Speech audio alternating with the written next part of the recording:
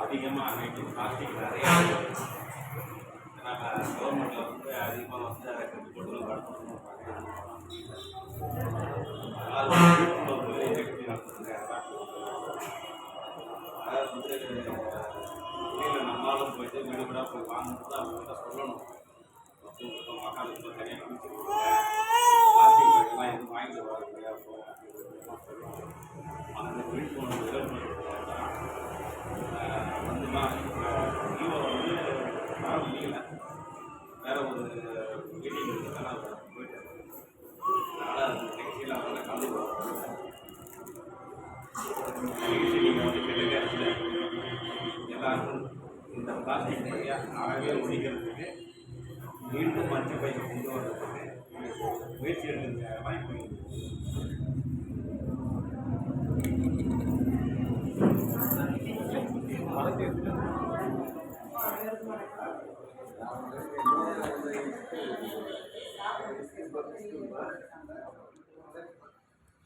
சரி வணக்கம் எல்லாரும் வணக்கம்மா. கரெக்டாக வந்து சாப்பிட்ற எல்லாரும் சாப்பிட்ற நேரத்துக்கு வந்து டிஸ்டர்ப் பண்ண நினைக்கிறேன். விழிப்புணர்வு கொடுக்கணும். நம்மளுடைய நிலக்கழிவு மேலாண்மை சம்பந்தமான ஒரு பிளாஸ்டிக் வந்து விழிப்புணர்வு நிகழ்ச்சியாக உங்களுக்கு வந்து சொன்னால் தான் எங்களுக்கும் தெரியும். ஒரு ஒருங்கிணைஞ்சு நம்ம எல்லாரும் சேர்ந்து செயல்படுத்த முடியுங்கிறதுக்காக தான் அந்த ஒரு மீட்டிங்கு. இந்த விழாவிற்கு முழுமையாக நம்முடைய செயல் அலுவலர் இருக்கிற கண்ணன் சார் அவர்களுக்கும் மற்றும் பேரூராட்சி மன்ற தலைவர் அவர்களுக்கும் மற்றும் நிறுவக்கூடிய கவுன்சிலர் அவர்களுக்கும் மற்றும் கிளர்க்கு மேற்கு மற்றும் சிஓ மேடம் அவர்களுக்கும் மற்றும் உங்கள் அனைவருக்கும் குழு சார்ந்த எங்களது அன்பார்ந்த வணக்கத்தை மீண்டும் தெரிவித்துக் கொண்டு இப்போ எதுக்காக தினக்கழிப்பு மேலாண்மை சம்பந்தமான விழிப்புணர்வு என்ன விஷயம் அப்படின்னா குப்பை சம்பந்தமான ஒரு விஷயம், தூய்மை சம்பந்தமான விஷயம்ன்றது ஒரு விழிப்புணர்வு தான். என்னன்னா இங்கே இருக்கக்கூடிய அனைவரும் வந்து குப்பையை நம்ம ஒரு நிமிஷம் நினைக்கலாம். குப்பையை யார்கிட்ட கொடுக்குறது? அவங்க என்னன்னு சொல்லி கூப்பிடுவீங்க. இப்போ சில பேர் என்ன பண்ணுவாங்க, குப்பைக்காரங்க அப்படின்னு சொல்லி கூப்பிடுவாங்க. இப்போ நம்ம அரசாங்கம் என்ன சொல்லியிருக்கு, அவங்களை வந்து தூய்மை பணியாளர்கள் சொல்லி தான் கிடைக்கும் அப்படின்னு சொல்லி கூப்பிட்டுக்கிறாங்க. நம்ம வந்து ஒரு விஷயம் சொல்கிறேன், போகிறதுக்கு முன்னாடி நிகழ்ச்சிக்கு போகிறதுக்கு நம்ம எல்லாரும் குப்பைக்காரன்னு சொல்லுவாங்க. அவங்க வந்து என்ன பண்ணுவாங்க, ஒரு குப்பை கீழே இருக்குது அப்படின்னா அந்த குப்பை எடுக்கிறது கூட என்னெல்லாம் எடுக்க முடியாது. பப்ளிக்கில் வரக்கூடிய ரியாக்ஷன் தான். நீங்களும் ஒத்துழைக்கிறீங்க, நம்ம உங்களை யாரும் குறைப்பதில்லை. அவங்க என்ன ஏன் நீங்கள் சொல்கிறது, அவங்க சொல்கிறது கீழே தான் குப்பை இருக்குது, உங்களுக்கு சம்பளம் கொடுக்குறாங்க எதுவும் நீங்களும் கொஞ்சம் ஒத்துழைப்பு கொடுங்க. ஏன்னா அவங்க கொடுக்கக்கூடிய சம்பளத்துக்கு நம்மளால் வேலை செய்யுது. குப்பையை ஒரு ஊரையே வந்து சுத்தமாக வச்சுக்கிறாங்க யார் அவங்க அப்படின்னா தூய்மை பணியாளர். உண்மையா இல்லையா? அது ஒத்துழை இல்லை. தூய்மை பணியாளர்கள் நம்ம ஊரையில இந்த சுத்தம் செய்திருக்காங்க. இப்போ நம்ம கோயில் இருக்கு, கோயிலில் அந்த மூலஸ்தானத்தில் சாமி இருக்குன்னா எப்படி அபிஷேகம் பண்ணுறாங்க, ஊரையை வந்து சுத்தம் செய்யக்கூடியவர்கள் யாருன்னா தூய்மை பணியாளர்கள் தான். நம்ம இல்லை, அது உண்மை. அதனால அவங்களுக்கு ஒரு கைத்தட்டல் கொடுத்துருக்கேன். இதை வந்து மென்மேலும் வலுப்படுத்தணும், மென்மேலும் செய்யணும் அப்படின்றது அந்த ஒரு சிறப்புக்காக தான் அவங்களை வந்து எல்லாரும் கூப்பிட்டது, அழைச்சது எல்லாமே.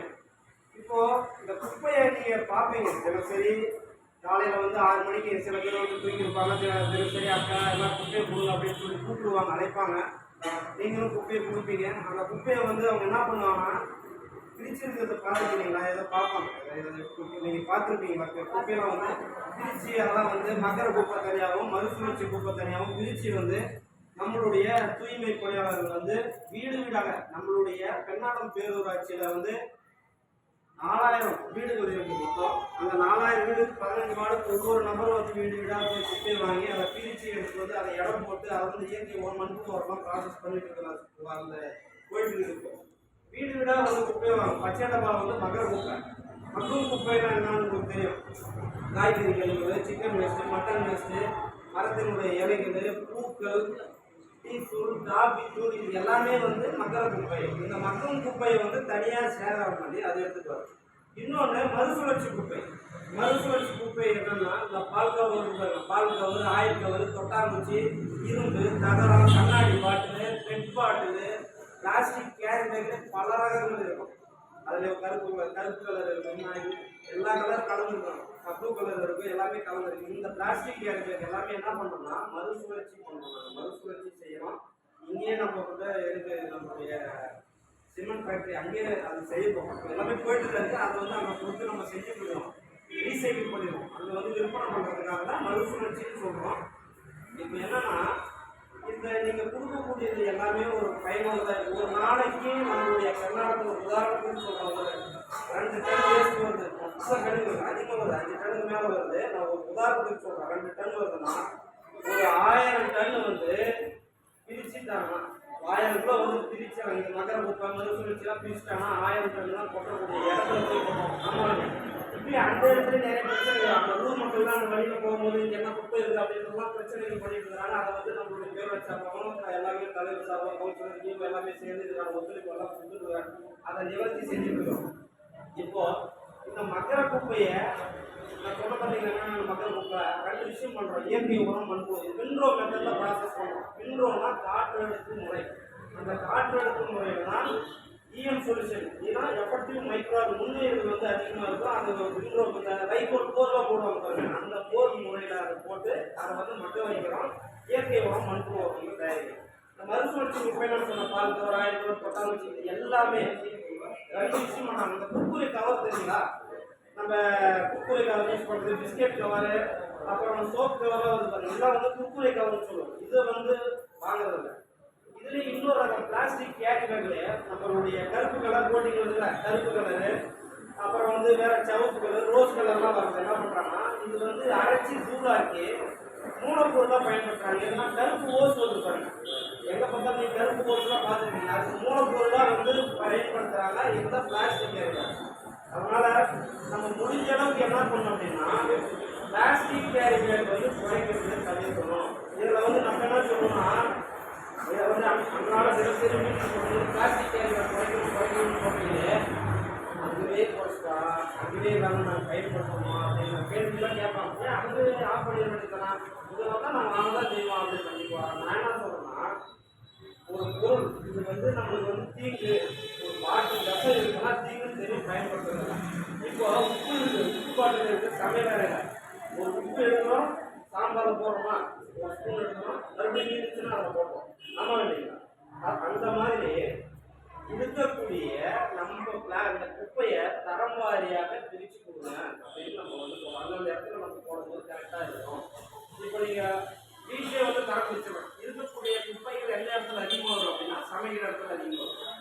பால் கவர், ஆயில் கவர் வருதுன்னா அது ஒரு டப்பா மாதிரி வச்சு அதிலே நீங்கள் போட்டலாம். சிக்கன் வேஸ்ட்டோ, மட்டன் வேஸ்ட்டோ, காய்கறி வேஸ்ட்டுலாம் வச்சுன்னா அது ஒரு டப்பாவில் அட்டைப்பட்டியை கூட போட்டு அதை மாதிரி நீங்கள் ப்ராசஸ் பண்ணி கொடுத்துடலாம். தனியாகவே பிரித்து 2014 தகவலின்படி நம்முடைய அரசாங்கம் சொல்வது ஒவ்வொரு நபரும் குப்பையை தரம் வாரியாக பிரித்து கொடுக்கணும் அப்படின்னு சொல்கிறாங்க அரசாங்கம். நம்ம சொல்லிடுறது அதை கொஞ்சமாவது நீங்கள் முன்னெடுத்து எங்களுக்கு ஒத்துழைப்பு அதை வந்து பிரித்து கொடுக்கணும். சரி, இப்போ சொல்லியிருக்கிறோம் அவங்க அதனால குப்பையை தரம் வாரியாக பிரச்சனை